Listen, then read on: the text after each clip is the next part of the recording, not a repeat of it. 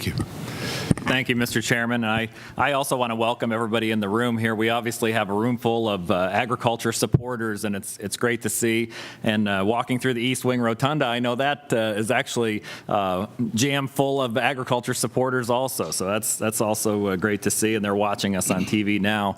Mr. Secretary, welcome. It's good to see you, Mr. Chairman. It's good to see you. And I know that you're a strong supporter of Pennsylvania agriculture and have worked in the field of agriculture for a very long time. And so I know your support of the industry, the number one industry in our state. I'm starting to question the governor's support, though, for agriculture. And when you look back over the last year of where we started and where we've come, we had a 15-16 budget proposal that several programs were proposed for no funding, six line items in the agriculture budget, those being agricultural excellence, agricultural research, agricultural promotion, education and exports, hardwoods promotion, the livestock show, and the open dairy show. Those were proposed for no funding.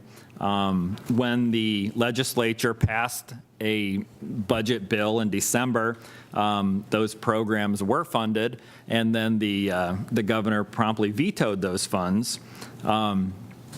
So that on top of funding for the Land Script Fund for Penn State College of Agriculture and Penn State Extension, that was a line in the agriculture budget that the governor actually did propose funding for, but then turned around and vetoed the Land Script Fund. Can you speak to the support for agriculture? Are we going to continue to see a governor who, from my perspective, doesn't appear to support funding for many agriculture programs? Mr. Chairman, thank you. Certainly, a complicated season, right, as you note, and pieces that are separate actions, but combined, as you note, certainly have an impact on ag. Probably just to back up a little bit. I mean, when I was at Delaware Valley University and really sort of contemplating, do I step out of an academic institution where I had a chance to work with children and young adults who are thinking about their future in agriculture and influence in that, and do I want to step back into a Department of Agriculture and Public Service, that there was a pause in there, in part with what has happened to the department over a number of years and what I was stepping back into. I knew that was going to be a very difficult task. But when I met with the governor and really felt in his sort of work, previous work in the hardwoods industry, in his work as a Peace Corps volunteer in India with a 2-year and asking for a 3rd-year extension to deal with a new variety of rice. He saw in food the power to change a community and the power of science. And it was that conversation for me that said, this is a person that I believe understands the role of department and the role of agriculture. And that is the reason that I stepped back into the department. So as a foundation, I've never doubted his belief in ag. These are difficult decisions. They're very difficult. When you look at our budget, you have to sort of pull it apart. With the land script, as I noted in the opening statement, that it really is a connection to the land grant, and that's not a value statement. The issue of the decision to line item veto, several of those lines were items that were to come out of the Racehorse Development Fund and negotiated as such. It ended up sort of going to the governor as a general fund when the governor, and as the chairman notes, that fund was already $500 million out of whack. To put another $15 million on that really wasn't the right thing to do, particularly when we negotiated under Act 7 those items as part of a horse race reform. So you have to look at it in total, but I want to assure you that in my conversations with him, he believes in ag. He believes in what we're doing. He gets it from the food production and the food safety standpoint. So I have no reservations in that. I will also share that the conversations of the last couple of months, because of these line item discussions and budget discussions, is that I come away from those conversations with a better understanding of certainly the larger challenges of our state, but also the nexus of where agriculture fits in dealing with and addressing some of the contemporary issues of our time around health and nutrition and the environment. So I'm confident in that. I would just ask, and I know you've been a champion of agriculture yourself, we've had many of these private conversations about the challenges.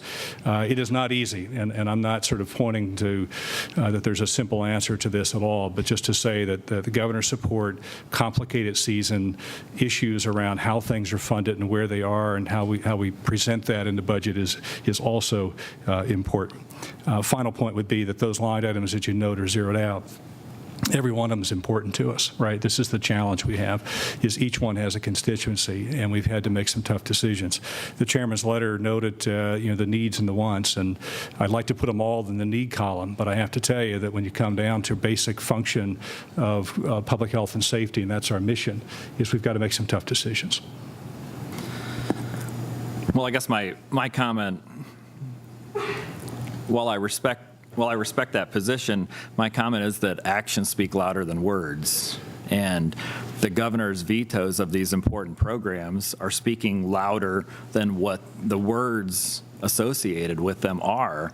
When looking at the Penn State extension funding in particular, as Chairman Adolph noted, to veto $6 billion when there was, a shortfall of about $300 million, I don't think is responsible. And you noted in your opening testimony that it was a process question. To me, that is a clear indication of politics rather than the need for funding. So, this is a true partnership between Penn State and the Commonwealth, and I think we have a responsibility to get that funding out to Penn State to continue the good work that they do, because what is the value if they shut down? I mean, it's a very valid question in that, they're running out of funding, and if they shut down, what do we do at that point? Right. So again, it is a process, but we believe strongly that there is a connection between the land script and the land grant that dates back to April 1st of 1863, a year after President Lincoln signed the Morrill Act.